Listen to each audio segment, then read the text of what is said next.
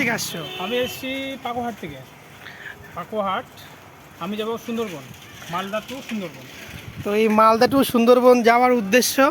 উদ্দেশ্য একটাই, শখটাকে পূরণ করছি, দেখার ইচ্ছা। হুম আমার ছোটোবেলা থেকে অনেক শখ আছে দেখা, হুম হ্যাঁ, বিভিন্ন দেশে যাওয়ার। তো এখন আমি শুরু করছি সাইকেল দিয়ে, ছোটোখাটো শুরু করছি। হুম আমি রিসেন্ট দার্জিলিং গিয়েছিলাম, এখন যাচ্ছি সুন্দরবন। হুম তো নেক্সট প্ল্যান আছে আবার অন্য কোথাও, তো সেটা এখনও ঠিক হয়নি, ফিক্স হয়নি। যখন হবে তখন নিশ্চয়ই বেরোবো। হুম আর আমার ছোটোবেলা থেকে এই শখটা আছে, বইয়ের পাতায় পড়ে এসেছি এতদিন ধরে যে এই জায়গাটা দেখতে সুন্দর, এখানকার লোকগুলো কেমন হবে, এই সব জানার ইচ্ছা আগ্রহ থাকার জন্য আমি বেরিয়ে পড়ি একা একা। আমার সঙ্গী সাথী সেরকম লাগে না, আমার ইচ্ছা হলে আমি বেরিয়ে পড়ি সাইকেল নিয়ে। এটা আমার নন গিয়ার সাইকেল, দেখতেই পাচ্ছ নন গিয়ার সাইকেল আমার।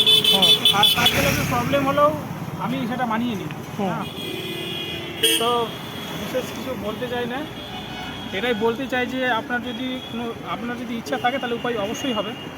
ইচ্ছার উপর ডিপেন্ড করবে আপনি কত দূর যাবেন না যাবেন। হ্যাঁ, মানুষ তো সবসময় একটা কাজের মধ্যে ডুবে থাকে, অনেক সময় টাইম পায় না। তো টাইম পেলে অবশ্যই বেরোনো উচিত, বাইরের প্রকৃতিকে একবার দেখা উচিত।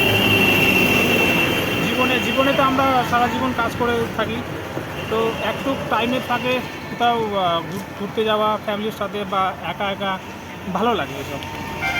তো আমারও ছোটোবেলা থেকে একটা ইচ্ছা, তাই আমি বেরিয়ে পড়েছি আমার সাইকেল নিয়ে।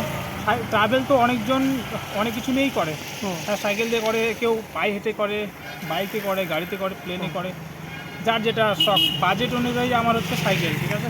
তো নেক্সট প্ল্যান সেটা পরে যে একটা। তো সুন্দরবন যে তুমি যাবে এই এতটা পথ, হ্যাঁ, সে মানে তুমি জার্নিটা কীরকম প্ল্যান করেছো? কোথায় থাকবে, কি মানে কোথায় খাবে বা হল্ট করার টাইম? আমার যথেষ্ট সামান নিয়েছি। এই যে আমার এটা আমার সাইকেলে হাওয়া দেওয়ার, তারপরে ট্যাঙ্ক আছে আমার। সাইকেলের এখানে কিট আছে, সাইকেল আমার যদি কোনো প্রবলেম হয়, আচ্ছা আচ্ছা, সাইকেল যদি কোনো প্রবলেম হয় তাহলে আমি সেটা আমি নিজে সারিয়ে নিব, সাইকেল লিক হয় আমি সারিয়ে নিব।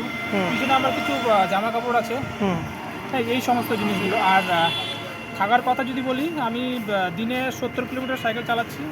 এর চেয়ে বেশিও আমি চালিয়েছি সাইকেল, কিন্তু একটা পরিশ্রমের ব্যাপার আছে, তাই আমি কমসে কম 70 কিলোমিটার চালাচ্ছি।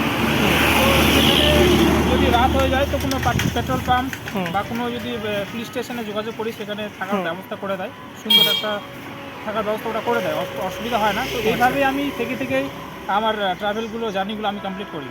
তুমি যে লাস্ট জার্নি করেছিলা মালদা টু দার্জিলিং, সেটা কত কিলোমিটার ছিল, কেমন অভিজ্ঞতা ছিল তোমার?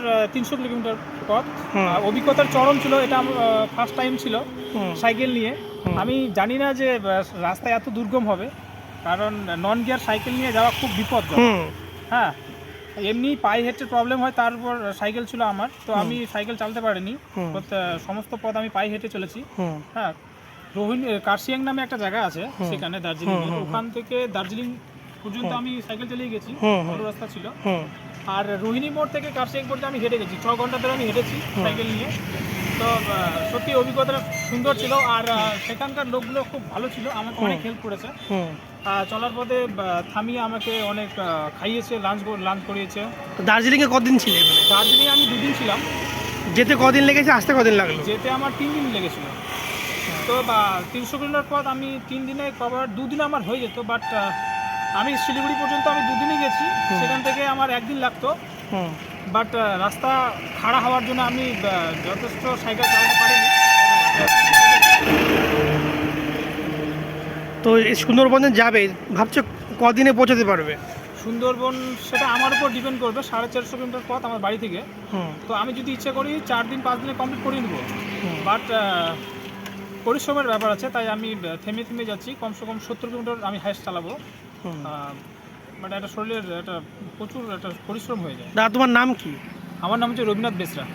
কোথায় বাড়ি তোমার? বাড়ি হচ্ছে আমার পাকুহাট, মালদা ডিস্ট্রিক্টের মধ্যে পাকুহাট আমার বাড়ি।